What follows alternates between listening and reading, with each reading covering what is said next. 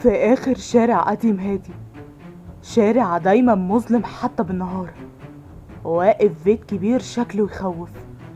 البيت لونه باهت، والحيطان كلها متشققة، والبلكونة مصدية، والشبابيك نصها مكسور والنص التاني متغطي بالتراب.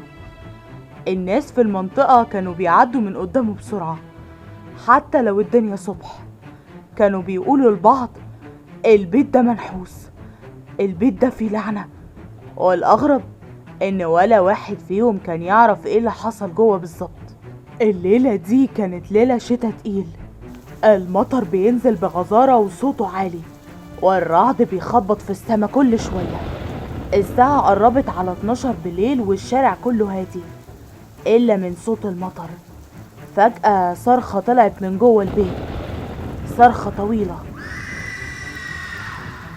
مليانة خوف ورعب، كأن حد بيتعذب جوه. الصرخة دي رجت الشارع كله، وبعدها صمت.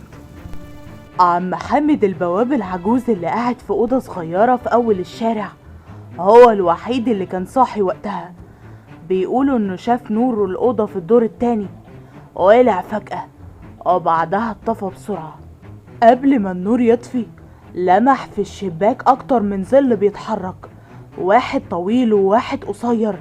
ما قدرش يحدد إذا كانوا رجالة ولا ستات، لكن كان متأكد إن في أكتر من حد جوه. بعد ساعة وصلت الشرطة. أول ما فتحوا الباب ريحة الدم ضربت في مناخيرهم. الصالة كانت مقلوبة، كراسي مرمية في الأرض وترابيزة مكسورة نصين والستارة متقطعة كأن حد اتسحب فيها، والسجادة الكبيرة في نص الصالة كلها غرقانة دم، دم لونه غامق. الدم كان كتير كتير لدرجة ان الضابط قال له اكيد في حد اتقتل هنا. بس الغريب مفيش جثة، لا في الصالة ولا في الأوضة ولا حتى في القبو اللي تحت البيت. التحقيق بدأ، والشكوك كلها راحت لأربع أشخاص. أول واحدة كانت ليلى، بنت صاحبة البيت القديم. سابت مصر من سنين بعد خناقة جامدة مع أهلها بسبب الورث. كانت يوم ما سابت البيت بتصرخ في الشارع وتقول مش هسيب حقي، هترجعوا تندموا. رجعت من السفر قبل أسبوع وساكنة في أوضة صغيرة جنب الشارع. يوم الجريمة الجيران شافوها داخلة البيت قبل المغرب، لكن محدش شافها خارجة. لما الشرطة سألتها قالت دخلت اخد حاجات قديمة ليا، صور ولبس، وبعد كده مشيت. لكن هدومها كان عليه نقط دم صغيرة. هي قالت جرحت ايدي من شباك مكسور. التحاليل طلع ان الدم ده دم بني ادم، مش جرح بسيط. عينيها وهي بتتكلم كان فيها خليط غريب من الغضب والخوف، وصوتها ثابت كأنها حافظة. تاني واحد كان دكتور عادل، جار البيت، راجل في الخمسينات ودكتور مشهور وعنده عيادة، وسمعته بره انها ممتازة، لكن الجيران يعرفوا انه طماع وعينه دايما على الفلوس.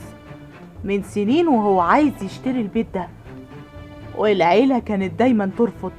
ليلة الحادث واحد من الجيران شافه واقف تحت البيت في عز المطر، باصص على الشباك كأنه مستني حاجة. لما اتسأل أنكر في الأول، وبعدين قال كنت راجع من المستشفى وواقف استنى تاكسي. لكن ليه ما قالش الحقيقة من البداية؟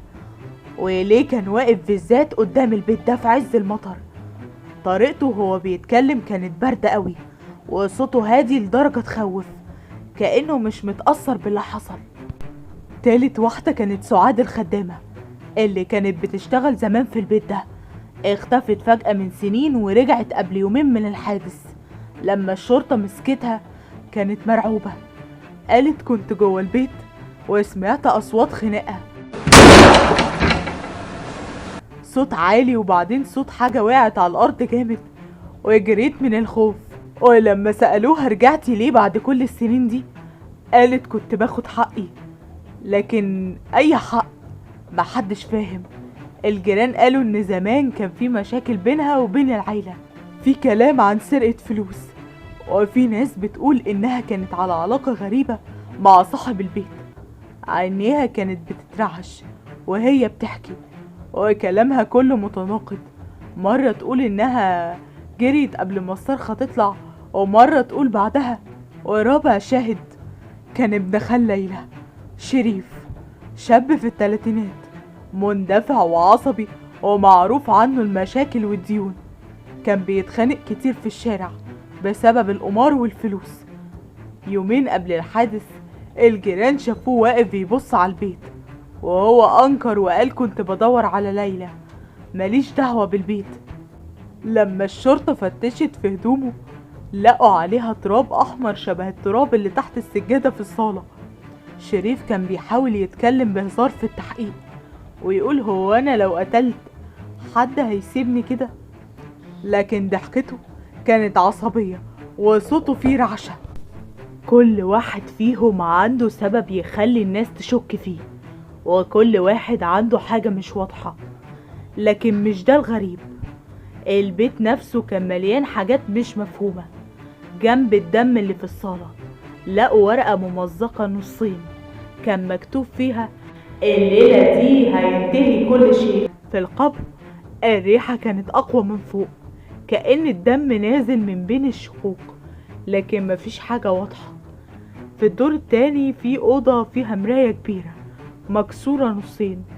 واحد من الضباط قال إن هو معدي قدامها شاف ظل واقف وراها، رغم إن الأوضة فاضية، والكلب بتاع جار أول الشارع كان بيعيط قدام البيت قبل الحادث بساعة ورفض يتحرك.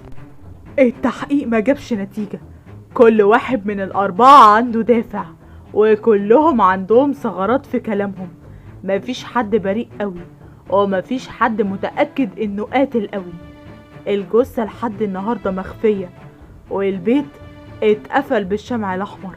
لكن الغريب ان كل جمعة بالليل الساعة 12 الجيران بيقولوا ان نور الأوضة في الدور التاني بينور لوحده، وصوت خطوات حد بينزل من على السلم، وبعدها صرخة جديدة بتطلع. ما حدش يعرف مين اللي اتقتل ومين القاتل. يا ريت انتوا يا جماعة تحاولوا تقولولنا يا ترى مين اللي قاتل في القصة دي، والقصة دي حقيقية، فهل تصدق أم لا تصدق؟ وطبعا ما تنسونيش في اللايك والسبسكرايب في القناة.